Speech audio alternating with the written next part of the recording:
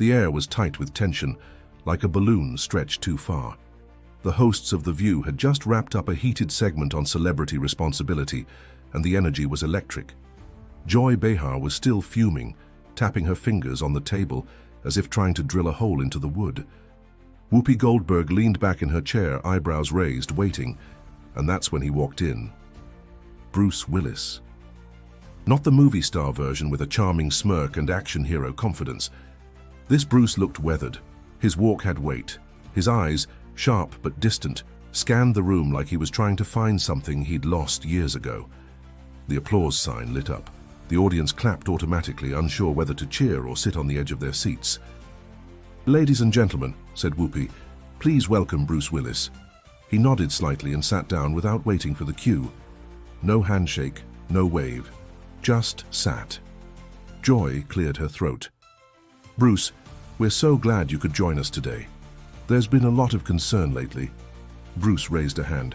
"Let's skip the pleasantries." The audience chuckled nervously. The hosts exchanged glances. "I came here for one reason," Bruce said, his voice gravelly but clear. "To tell the truth." Whoopi leaned in. "All right, Bruce, we're listening. I've played roles my whole life.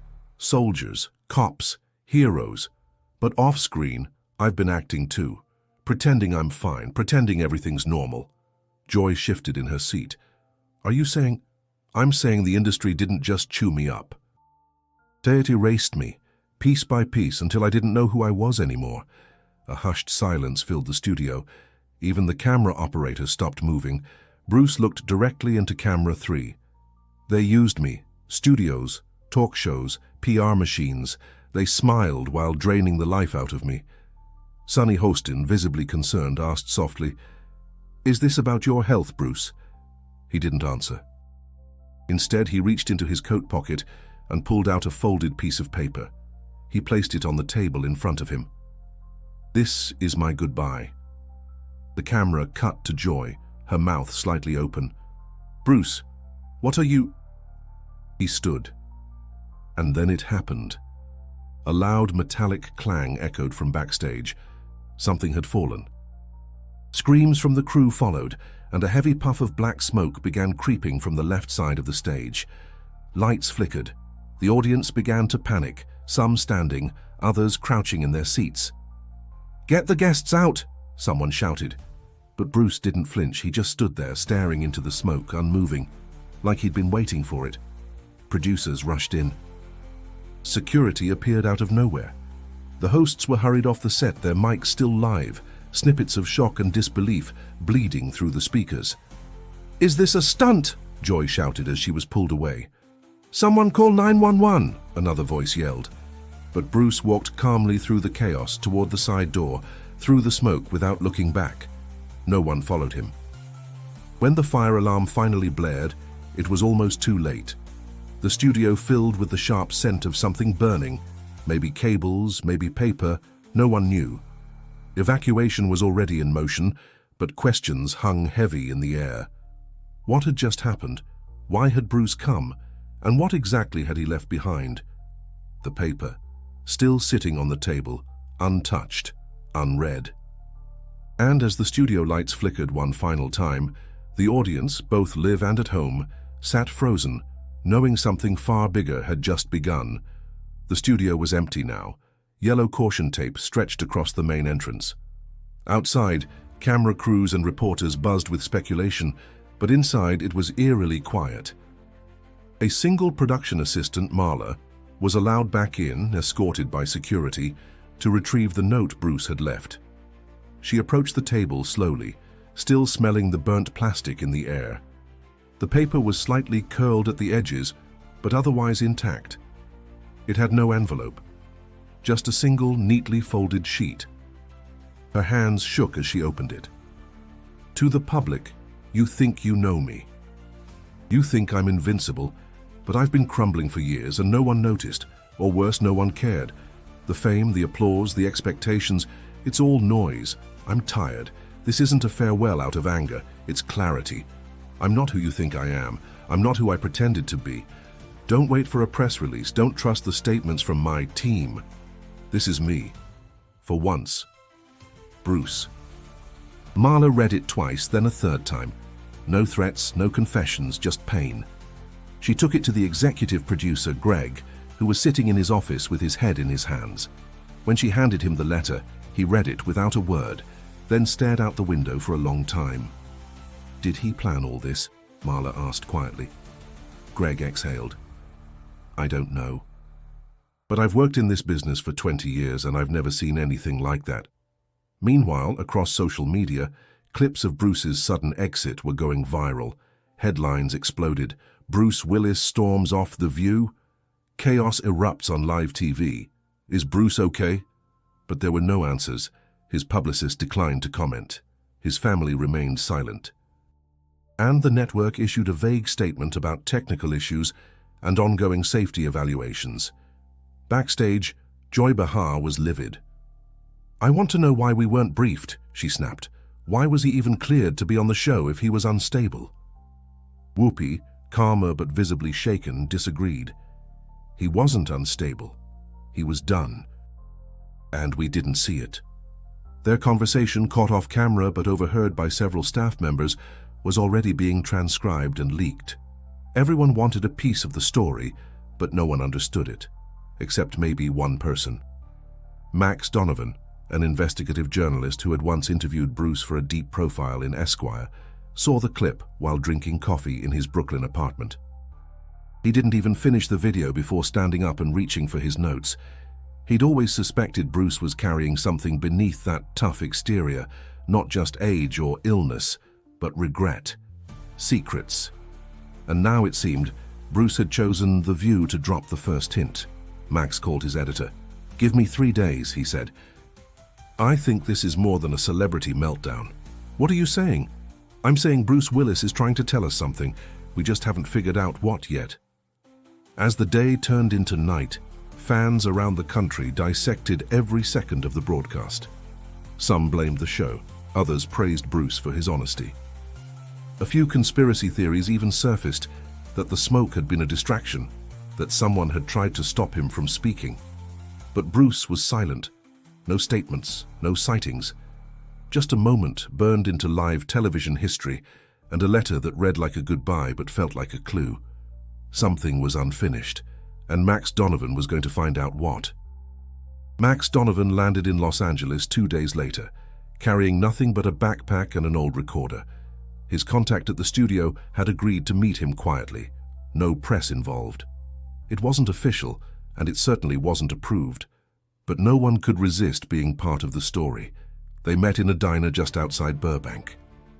The kind of place where movie deals were once whispered between bites of pancakes.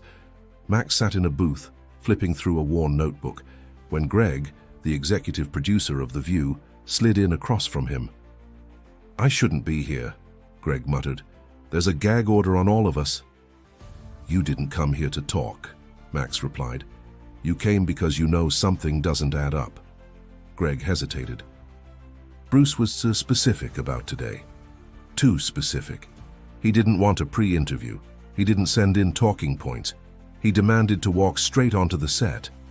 Max leaned forward. "Did he contact anyone before the show?" Greg shook his head. "No, but he insisted the taping be live, not recorded, not delayed." "Why?" "I don't know. But it's like he wanted there to be no room for edits. Like he knew someone would try to bury what he said." Max jotted it all down. "Did he mention his health, the dementia rumors?" "No, but his eyes, he looked like a man who had already left the building. His body showed up, but he was somewhere else." That stuck with Max. A few hours later, he found himself driving toward Malibu to a small gated community where Bruce had once owned a beach house. Through a former assistant, Max had tracked down Julia Shaw, a speech therapist who had worked with Bruce during the early stages of his aphasia. She agreed to see him, reluctantly. Her home was modest, lined with books and quiet. She poured tea before speaking. "I'm not giving you gossip," she said firmly. "I'm telling you what I saw. That's all I want." Bruce wasn't losing his voice. He was fighting for it. He knew what was happening to him. He hated the pity, hated the silence around it, the machine that wanted to protect his image instead of his truth. So, you think the show, that appearance, was his decision to take it back? I think it was his rebellion, his way of saying, you don't get to control my story. Max sat with that for a moment. Do you think he's okay? Julia looked away. No, I think he's heartbroken and tired, but not dangerous, not lost, just done.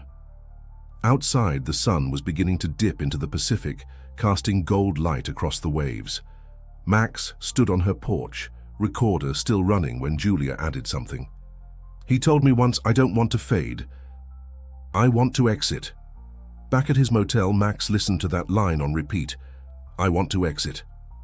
It wasn't about dying. It was about control. That night, as news outlets continued speculating, Max published the first of his series, The Exit, Inside Bruce Willis's Silent Goodbye. It didn't accuse, it didn't dramatize, it listened. The piece went viral. Comments poured in. People shared their own fears of aging, of losing identity, of being misunderstood. Bruce had struck a nerve not with drama but with truth, and yet something still felt incomplete. Why the view? Why now? Max knew he was close. He just didn't know yet how close. 3 days after Max's article went viral, he received an anonymous email. No subject line, no message body. Just a link to an unlisted video file titled Pre-Show Backstage Footage 3/17th Move. He hesitated only a second before clicking. The footage opened in a grainy, wide shot of the green room behind the View's studio. No music, no edits, just raw security camera feed. Time code in the corner, 8:43 a.m., 30 minutes before Bruce's segment. Bruce stood alone near a mirror. A studio assistant handed him a bottle of water, but he waved it off. His eyes were fixed on his reflection. He wasn't rehearsing, he wasn't pacing, he was waiting. Max leaned in. At 8:45 a.m., another man entered the room, white hair, blue blazer, clipboard. Max paused the video and squinted. That was Peter Lang, a senior producer for the network, known for managing high-profile segments and controlling celebrity narratives. The two men exchanged words, no audio, just gestures. Bruce stood still while Peter leaned in, talking fast. At one point, Peter tapped the clipboard, almost pleading. Then Bruce did something strange. He pointed directly at the ceiling camera, the very one recording them, and shook his head slowly.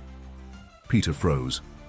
Then, Bruce walked over to a small table in the corner and pulled out a worn black notebook. He handed it to Peter. A pause. Then Peter took it reluctantly and tucked it inside his jacket. At 8:49, Bruce left the room. Max watched the whole thing again, heart pounding. There was more. Something physical. Something being hidden. That notebook. He called a friend at the network's editing suite, someone who owed him a favor. Can you pull security footage from studio storage, date March 17th, search for anything showing Peter Lang pocketing a notebook? The friend didn't ask questions. Max booked the next flight back to New York. By the time he landed, a second email arrived. No video this time, just a line of text. The notebook's in the props closet, Studio 4A, behind the false panel. It sounded absurd, like a bad movie plot. But Max had followed stranger leads. That night, under the cover of darkness and with an old friend on the security team, Max slipped inside the network building. Most of the building was quiet, still recovering from the chaos of the broadcast. Studio 4A looked abandoned. He found the props closet easily. Shelves of fake books, plastic fruit, dusty wigs. Then, in the back, a wall panel that didn't quite match the others. Lighter wood, slightly newer screws. He pried it open. Inside was a narrow space, just deep enough to hide a small object. And there it was, the notebook. Worn black leather, just like in the video. Max opened it. Inside were scribbled journal entries, bits of unfinished letters, song lyrics, and scripts. Handwritten scripts, monologues, all in Bruce's handwriting. But one page had been dog-eared and underlined twice in red ink. It read, The View, March 17th. Walk on live. Speak. Don't ask. Don't answer. Just say it. And beneath it, This is the last scene I'll ever write. Max closed the notebook slowly. It wasn't just a performance, it was a deliberate act. Bruce hadn't broken down on the view. He'd written it, scripted every moment like it was his final role. And as Max walked out into the cold night air, he understood something very few did. Bruce Willis hadn't disappeared. He'd directed his own exit. The notebook sat on Max's desk like a relic. He had read it front to back 3 times. Every page revealed more. Raw thoughts, lines that blurred between reality and fiction, entries that read like diary confessions and others like movie scripts. Bruce hadn't lost control, he had reclaimed it. The final entry was the most striking. Dated a week before the show. I want the world to know what silence feels like before it consumes you. I want them to understand that fading away quietly is not dignity, it's erasure. Let me leave loud enough that the silence afterward makes people listen. Max knew what he had to do. He published the second article titled "The Last Scene, Bruce Willis Writes His Final Role." It didn't speculate. It laid out facts. The footage, the notebook, the entries. It reframed the entire View appearance, not as a breakdown, but as an artist's final script. The emotion, the exit, the smoke. It was all intentional, a message. Within hours, the piece exploded. Headlines changed overnight. Bruce's farewell was a script, and we all missed it. An actor's last role, Bruce Willis and the fight against silence. Networks scrambled to respond. The View re-aired the segment, this time unedited. Ratings spiked, but so did public sympathy. People weren't asking, "Is Bruce okay?" anymore. They were asking, "Why didn't we see it sooner?" Julia Shaw, Bruce's former therapist, gave a rare interview, confirming the journal's authenticity. He wanted ownership, she said. In a world where the disease was stripping that from him, this performance was his way of saying, "I decide how I go." Public figures who had once speculated irresponsibly now apologized. Actors, journalists. Even Joy Behar issued a statement. Bruce Willis reminded us that vulnerability is not weakness, it's a form of truth we're not trained to recognize. But Bruce himself, still silent, still unseen. Until one morning, Max received a letter in the mail. No return address, no name, just thick paper, clean handwriting. "Max, you found the words I was too tired to repeat. You saw the scene for what it was. Thank you for not turning it into noise. B." It wasn't dramatic. It wasn't even long, but it was real. Bruce was still out there, not hiding, just finished. His story, as far as he was concerned, had already been told. Max didn't publish the letter. He kept it, folded inside the notebook. Weeks passed. The world moved on, but the impact lingered. Fans held tribute screenings of Bruce's films, not as nostalgia, but as recognition. Schools discussed his appearance on The View in media classes, analyzed it like a short film. Therapists used it to open conversations about illness, control, and the power of voice. And somewhere, far from the spotlight, Bruce Willis lived quietly, exactly as he had chosen. Max, for his part, never chased another story quite the same way. He'd tasted something different this time, something bigger than headlines. He often thought back to Julia's words. He told me once, "I don't want to fade, I want to exit."